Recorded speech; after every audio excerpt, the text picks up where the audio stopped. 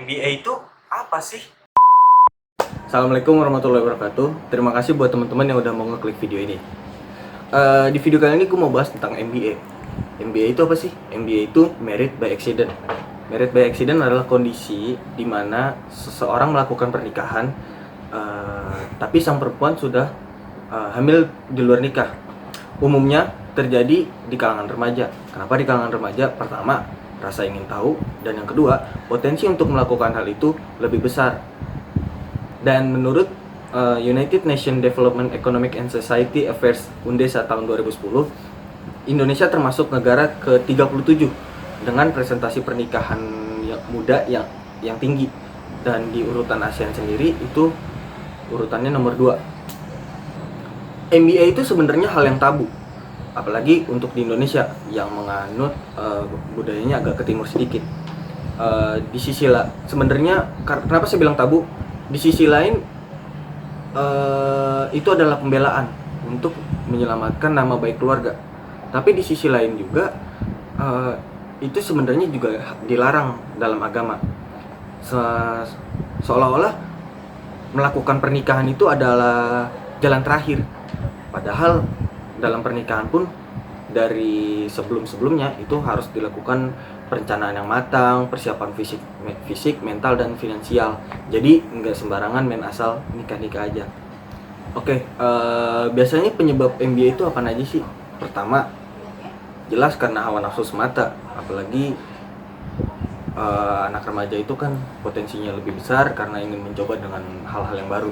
Yang kedua adalah kurangnya pengawasan orang tua. Pengawasan untuk orang tua itu merupakan mungkin salah satu aspek yang penting, karena gini, makin kesini makin modernnya zaman, makin mudah juga untuk mengakses sesuatu.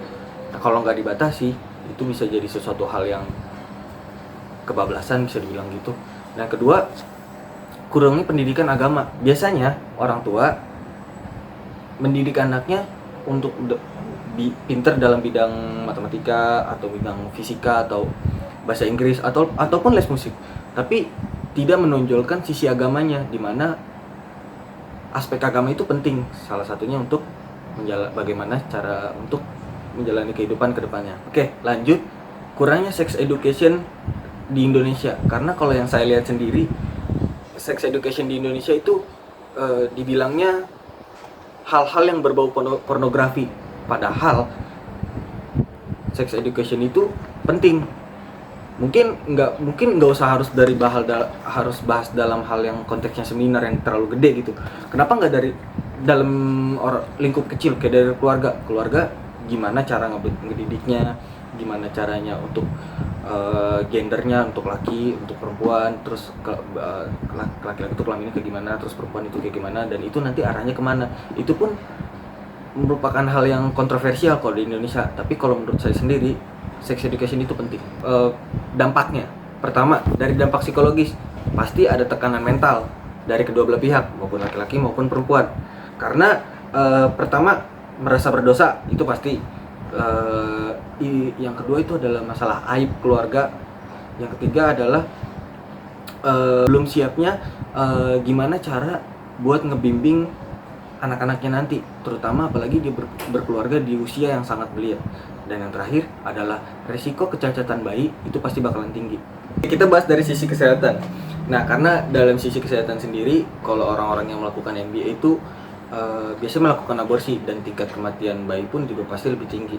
Sementara kalau si perempuan ini melakukan aborsi, pertama itu adanya nanti ada pendarahan dalam perutnya, karena itu dikeluarkan secara paksa. Yang kedua adalah pendarahan dalam vaginanya. Yang ketiga adalah infeksi yang menyebar dari saluran pembuluh darah dari rahim si ibunya. Dan yang terakhir adalah kalau udah selesai, mungkin selamat nih melakukan aborsi, dan yang paling fatal adalah itu bisa mandul karena dari sisi kesehatannya. Gimana sih cara kita mencegah MBA itu? Pertama, tentu dong taat terhadap aturan agama. Kalau kita belajar soal agama lebih mendalam, kita juga pasti tahu gimana caranya memperlakukan perempuan maupun memperlakukan laki-laki. Nah, yang kedua adalah memperhatikan pergaulan, karena pergaulan itu nanti bakalan penting buat si anak kedepannya gimana, si anak nanti kedepannya kayak gimana. Nah yang ketiga adalah mencari hal-hal yang positif, entah itu mungkin ke hobi ataupun bekerja atau gimana gitu. Kalau misalnya kurang boleh ditambahin nanti. Nah yang terakhir adalah mematuhi norma yang di sekitar. Nah satu lagi mau ada acuan tambahan, maaf ya kalau dibaca soalnya takut salah. Dalam Al-Quran surat Al-Isra ayat 32 yang artinya adalah, dan janganlah kalian mendekati zina, sesungguhnya zina itu adalah sesuatu yang perbuatan buruk. Nah dari ayat ini pun udah jelas bahwasanya perbuatan zina itu udah nggak baik, dari maupun dari dalam diri maupun dari faktor luar dirinya. Terakhir sih buat teman-teman semua sekalian, kita perlunya adanya edukasi tentang ini. Mungkin masih kontroversi ya, terutama di Indonesia, tapi ini penting loh, terutama dari ruang lingkup kecil sendiri.